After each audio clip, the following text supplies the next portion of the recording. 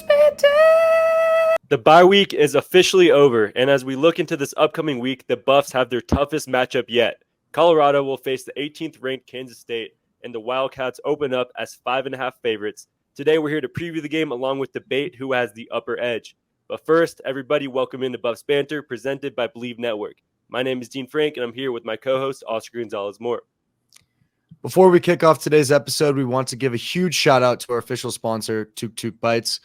Not only are they beginning to offer delicious frozen naan and amazing products perfect for game day snacks, but they also have a restaurant right here in Boulder serving the best Indian food around. So whether you're grabbing takeout or planning a night out, Tuk Tuk Bites has you covered. Now let's get into the action. Today, we have a super exciting show for y'all as the hosts of Bleav in Kansas State are here. Reggie and Becca, thank you so much for hopping on. How are you guys feeling today? Doing great. Yep. In unison. Yeah, I'm feeling good. This is going to be really exciting to finally have a debate on the podcast. So I'm ready to get into it. Yeah, and I think it's perfect because both of our teams coming off the bye week, I feel like, with Colorado, us coming off this big UCF game, I think we definitely have a lot of momentum rolling, and I'm super excited that this game is at home in Folsom as well. But you guys definitely are the toughest team we've played against, right? Being 17th ranked, we haven't faced a ranked team yet. I think we should be ranked after this week, but we can go more in depth into that. But, this Colorado, I guess I want to hear from y'all. Like, what do you guys think about this Colorado team? Well, Dean and Oscar, let me tell you, I am quite impressed with your performance at UCF. I did not think you guys would be able to go down to South Florida, to Tampa, and be able to take care of that running game that I thought UCF was a little bit more dominant. Now that tells me, was UCF a little too inflated, or has Colorado really improved its run defense? And I think we'll get the answer this Saturday of that equation, because UCF was just steamrolling through people, and you guys basically went down there and manhandled, won a convincing victory on the road, which I was surprised at. So I'm interested to see with our running attack as well. You're going to probably face a better running attack than what you're seeing last weekend to see if that momentum can continue. No, I absolutely agree. I think Colorado continues to improve every week. I mean, that was a very decisive win against Central Florida. And I think both teams coming off a very decisive win. I think it's going to be very exciting just to see who's on top of their A game. And now that Kansas State is away, I think it's going to prove to be a very good test for us, seeing if we don't have a repeat of the BYU game, but continue to excel and continue to build up on the Oklahoma State game that we won. Yeah. No, I think that's a great outlook, and I appreciate you guys giving Boulder some props. I didn't know if this was going to be we can compliment each other, or if this was just going to be tearing down each other's teams. Yeah. But yeah, on that note, props for the big comeback win, I guess, after that BYU game. I mean, that got pretty ugly in the second quarter, but even starting off slow, I mean, I think Kansas State had 7 points like halfway through the second quarter, and then a flip just switched, and it seemed like you guys had all the momentum. So that was definitely a big bounce back for you guys. And Avery Johnson specifically, I mean, I feel like he needed something after throwing like 2 picks and the fumble. So yeah, that was definitely big for you guys. And it'll be interesting too, because I think one thing that is neglected or not really thought of Colorado's home field advantage is the elevation. I don't know if you guys know this, but Folsom Field is a mile above sea level. And that's an advantage playing more at home, but also away. I think we were well suited to go into Tampa, even though 18 of the Colorado starters are originally from Florida. But yeah, that'll be definitely interesting. Folsom Field over the past couple of years has upgraded from 25,000 people allowed to 50,000 people. So it'll be a good game. I'm super excited. Dean, any thoughts? I mean, for me, it's just the inconsistencies with this Colorado team. As we go later into the season, I guess we'll know more. But the defense is something that just people don't really talk about with this team. And as we talked about the running game, I just wanted to, give our our running defense some props, because these linebackers and even our corners have been helping a lot in the run game. I wanted to strictly talk about our guy Dylan Edwards as well, because this will be a big homecoming for him. He was a huge part of our offense last year. So him and, the rest of the guys with DJ Gibbons as well. How do you guys think the running game will face up and match up against this Colorado defense? Well, Dean and you guys, you're going to face a 300 monster. But speaking, just to go back to that elevation, we're ready for it, baby. Yeah, to go back to that elevation, I had the privilege to play at Colorado twice in 89 and 91. So I played at K-State. So I played in that environment. And I think the elevation can be a little bit more inflated than what it is. If you're in shape and you're okay and your cardio good, you should be all right. But if you're a guy that's not got your body in shape, it may kind of affect you and you might need a little extra wind. But back on to Dylan Edwards. Dylan Edwards he's ready to break out. And I think this is going to be his shining moment to go back to Colorado, because obviously committed to K-State, went to Notre Dame, then end up at Colorado, now back at K-State. I think he's settled now, but we haven't really utilized Dylan the way we really, really could. And I think you're going to see some opportunities this week with him and DJ in the backfield at the same time, along with Avery, and some RPO game that's going to make it a little bit difficult for you guys to pick your poison.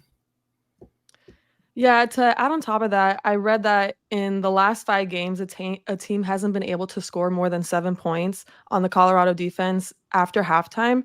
So I think that if our offense, especially Edwards and Giddens and Johnson, if we're able to get that early start on the Colorado defense, I think that will prove to be a very pivotal point in the game if we're just able to start scoring a little bit earlier. And I think if we're able to take away in the BYU game, just getting a better start in the game and solidifying our position as the more dominant team, I think that will prove a lot in the game. Yeah, I think that I love that point, Becca, because I think that's a big issue for Colorado too. The slow starts have been killing us. I mean, just turning on, I was a little late to watching the UCF game, and I turn it on and Shador throws a pick in the red zone. Immediately I'm like, oh my God, this game is going south. So I think that's a big issue for both teams. And honestly, I think that might be how the game is decided, along with obviously controlling the line of scrimmage, and the turnover battle is going to be huge for both of these teams. I think both quarterbacks throughout the season have made some pretty uncanny mistakes throwing the football, just poor ball placement. But yeah, we will see who gets off to the hotter start. And I think that could really be the deciding factor in this ball game. And along with that, I mean, I think we can talk about our offense, because we know that this Colorado offense, if it becomes a shootout, I think we got y'all. And either way, whatever team we play, I'm always going to feel like that, just seeing how Shador and, Travis Hunter, the magic that pull off. The over right now is at 56, which I feel like is a little low. I feel like this could definitely end up being a shootout, just being both these dominant, you guys running power, and our just wide receiver room is just top notch, unmatched with any other program. Do you think that this will end up being a shootout, or do you think this will be the type of game where, I'm assuming your game plan, and just as a Colorado fan, I think we lose when the other team just has more ball control and just slows down our offense and whatnot. So what do you guys think that the game plan should be going into this game? That's the plan we want. We don't want a shootout. Right. We don't want this game to get into the 80s and the 70s in points combined. Not saying I don't think our offense can withstand that, but I do think it's something with Shador and the receivers. If he gets the ball with one more possession, it's just that it looks like it's that kind of year for him, that somehow you guys will find a way to get it done. So we want to control the ball. We want to minimize the number of possessions you got.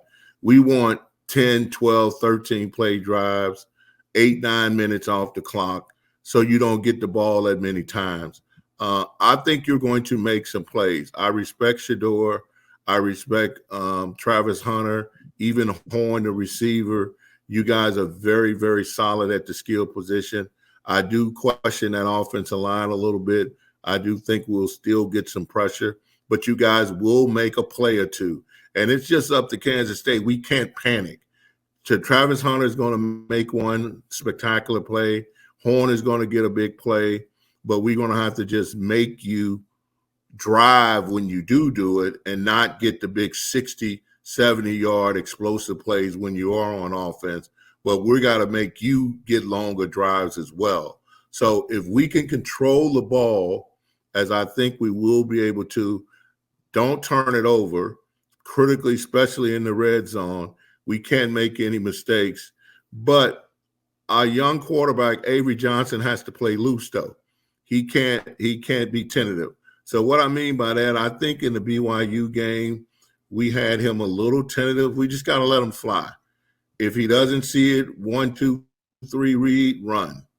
He can run with the best of them. He's probably the second fastest person on the team outside of Dylan Edwards, speed-wise. So we just got to play free and loose, control it. We're averaging with DJ Giddings about 7 to 8 yards a pop. If we can keep it like that, 2nd and 2, 2nd and 3, 3rd and 1, 3rd and 2 each time, don't get behind the sticks, then I feel very comfortable that we can control the game. Yeah, I think Reggie kind of summed it up perfectly there.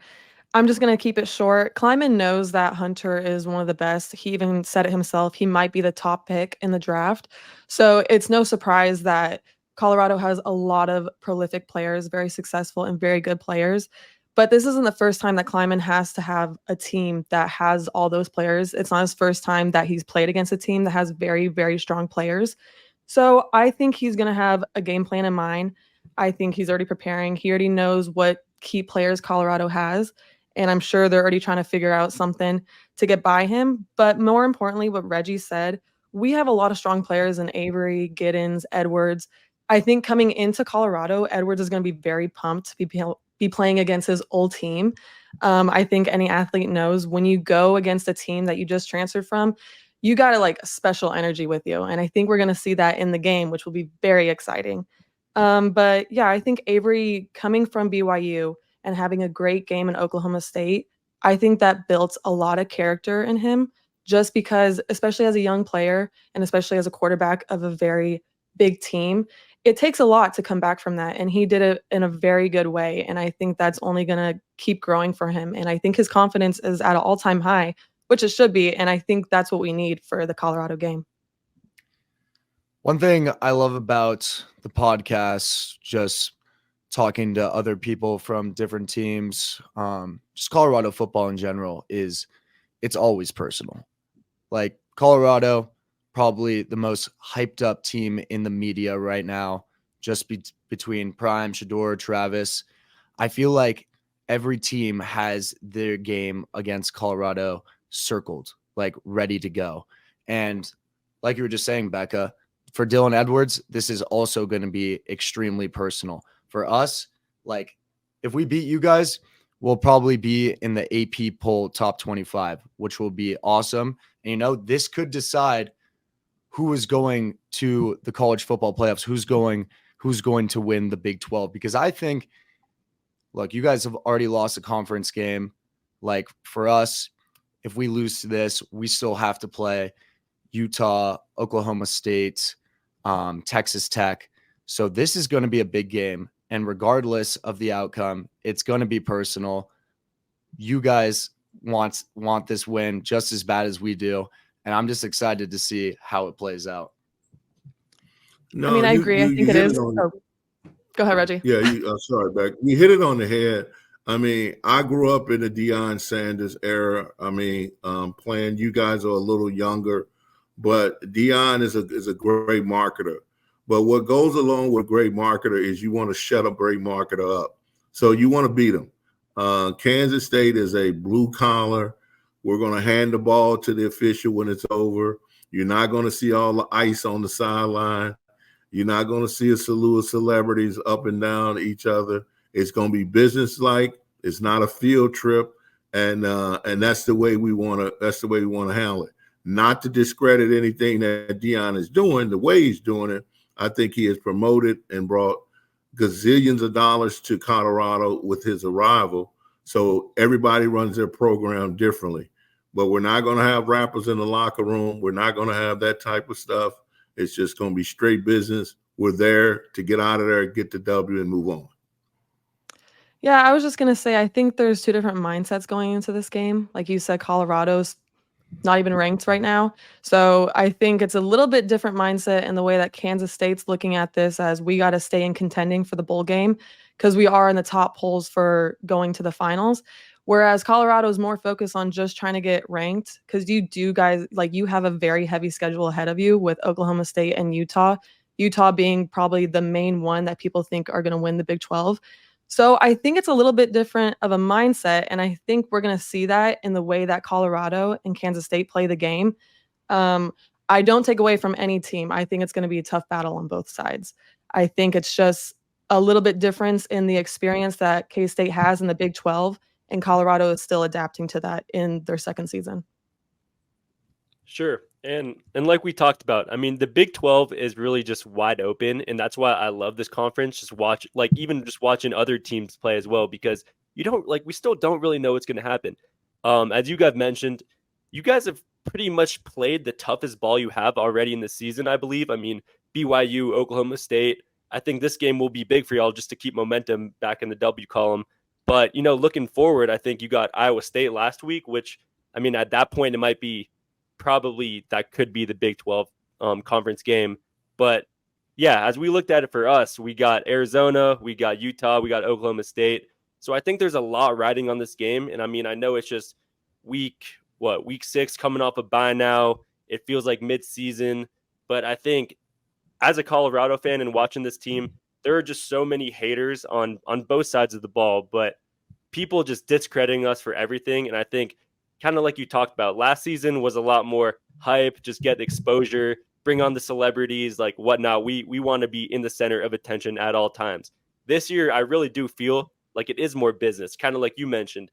And I think we are attributed to this team is a lot better than last year. So we don't got to get too much into that because I think you guys will see that on Saturday. But I think you guys do need to know that we aren't taking this game lightly in any shape, way, or form. And I think this Colorado team should not be looking down upon in any way. If anything, it should be the team to beat because you beat us, you know that you are heading in the right direction. You lose to us, your season is probably over. No, you hit it on the head. I mean, it's a must win for us. We can't afford another loss. We lost to BYU. I had us going 11-1 this year. Personally, I didn't think the loss would have came at BYU. I was really concerned with our next game, which we got right after you, is at West Virginia. So back-to-back road games against you and West Virginia is really the pivotal piece of our season. And if we survive these two, I think we can handle business getting into the showdown with Iowa State at the end, and we'll see how things play out. I do not think nobody will go through the Big 12 unscathed. I don't think they'll go through all the conference games unscathed. So it's going to be interesting at the end. I do think BYU will get a loss. I do think Iowa State will get a loss. So somebody's going to have some losses somewhere, and it's going to be kind of muddled. But I do think that Kansas State coming off the bye is taking Colorado because we know that Prime will have you guys ready. You guys are locked in. You feel like you went to Central Florida, beat a very good quality team that was playing well on the road. You beat them solidly. So if you can beat us, which we and Utah were the preseason favorites to win the Big 12, that's a feather in your cap and can really explode some momentum. Or it can go the other way. You lose to us, you got some tough games on the road. You got to go to Texas Tech. You got to play Utah. Then this thing can spiral and go the other way very quickly. So it's just a pivotal game, as we keep saying, for both teams, because I think the season is in peril. You guys lose to us, it can take you in a whole different direction down the line. But if you win, then you got some momentum going into some of those other big games. Yeah, I mean, my prediction was we were gonna go unbeaten through this whole season, so that was a rookie mistake. Clearly in the Big 12, after BYU, I think it's anybody's game. It's just who shows up the best prepared and who's on it right away. And I think it was a good learning and a good stepping stone for Kansas State in general, especially early on in the season, to get that loss away from you and to just grow from it and move on. Like Reggie and I have said in the past, don't let BYU beat you twice. And I think that's what we're going to take going into the Colorado game is we're going to go in with a respectful mindset. If it's Big 12, all these are contenders, all these are good competitors, in that even if it's Colorado, unranked team, it doesn't matter. Like it was in the BYU game. If you're not on it right away, it's anyone's game. And so I think that's going to be the different mindset facing Colorado in Colorado for Kansas State. Yeah, I love that. One last question I want to ask you guys, just matchup wise. Jacob Parrish has been a monster for you guys. 25 total tackles, 20 solo tackles with a pick. How do you guys think he's going to match up against Travis Hunter, who has been even better on offense this year than he was last year, clearly playing both sides of the ball, over 100 snaps a game, especially coming off the bye week, which will be, I'm sure, nice for Parrish, but Travis specifically, I mean, like, he definitely needs a break. I'm curious what you guys think of that matchup specifically. I would bracket him. Jacob, I would bracket him, and I'll let you jump in back in. I think Travis is so good that you don't cover him by himself. Even Jacob Parrish is probably one of our best corners, and I do think he will be a pro eventually. But trying to cover Travis Hunter, who's probably the best player in college football one-on-one, is not a favorable thing unless we're in some blitzing. We're bringing in 6 or 7 guys or something, and then the time is limited. But I wouldn't just try to play him one-on-one. I would bracket Travis Hunter with one of the safeties, play over the top with everybody else, and take my chances. Yeah, I mean, just to if one of piggyback the on other that. receivers beat us. Go ahead. Go ahead. No, go ahead. Yeah, go ahead. Okay, well, I was just going to say, we already played McMillan, who was a top wide receiver, and we had to struggle with him against man-on-man coverage. So I think we're going to find the same thing in Travis Hunter, where, like Reggie said, you can't just put one person on him because it's going to be a very difficult time for them. Even if Parrish, as good as he is, I think he will need some help. I do think playing against such good players like Travis Hunter will elevate their game, though. I think a lot of athletes, especially football players, can relate to that. When they're put against a very good competitor, it'll elevate your game a lot, especially if you're in the right mentality. It can really help you, and it can really just power you through and stay focused throughout the game. But I definitely agree with Reggie where I think it's going to be difficult just man on man with Travis Hunter. So having help or having support in the back will definitely prove to be pivotal in that game, especially. Definitely. And our key, guys, just to jump back to it, is going to be we've got to get pressure with 4. If we can just get pressure with 4 without blitzing, which I think you're going to see a pass rush probably other than what you've seen against Nebraska, I think ours is probably better. So you're going to see a relentless pass rush with multiple guys coming at you. And if we get pressure with 4 with Shedeur and can drop the 7 and not have to bring many people in the blitz, then we're going to be looking for a very favorable night. Yes, sir. I agree. I mean, we know watching this team, this O-line is definitely our downfall. And when our O-line is playing at a decent level and even just giving Shedeur a couple seconds in the pocket, like I like our chances to win. But I appreciate y'all looking at this Colorado team in more of a positive standpoint. I mean, you never really know nowadays with everyone just I feel like there's just so much hate with this team because of what Deion Sanders has done in his past and just like not giving him his props. But if this team keeps winning, maybe coach of the year, I don't know. But we appreciate y'all. I don't want to take up too much of your time. I guess it's only Sunday, so we got a whole week ahead of this. I know both of us will keep researching and looking into this game.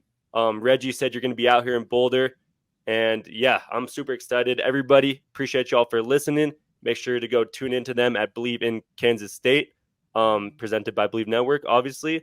And yeah, Oscar, any closing thoughts? Yeah, I mean, if we want to do, I feel like the most appropriate way to wrap up this podcast is just with some final score predictions. So I'll start first. I got the Buffs winning this game in Folsom Field in not a surprisingly dominant fashion, but I got them winning 34-20. Wow. Oh. How about that? Wow. Okay. Wow. That's brave. So well, we could put some little stake wage on this if you want to, if we want to put something nominal. But I'm going to take Kansas State 31-21 in a very comfortable win.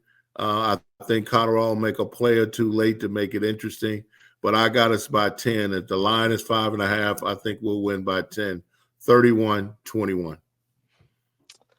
Yeah, I wasn't expecting that. I was gonna say I think it's just gonna be more of a 21-35 game. I think we will score a lot on Colorado. I know it's in Colorado and you can talk about the difference in elevation, but it's nothing new to Kansas State, really. And I think it's just gonna be a powerhouse because we know what's on the line, and I think they're gonna show up and show out. I love it. I love it. Keep sleeping on this team because when we're in Folsom, the magic just never ends. I'm taking us with winning on, I'm not going to say a game-winning field goal, but I think we win by 3. I think it's going to be a close game, and, we're winning in a shootout, kind of like we mentioned. If this game is close, it's a dub for Colorado.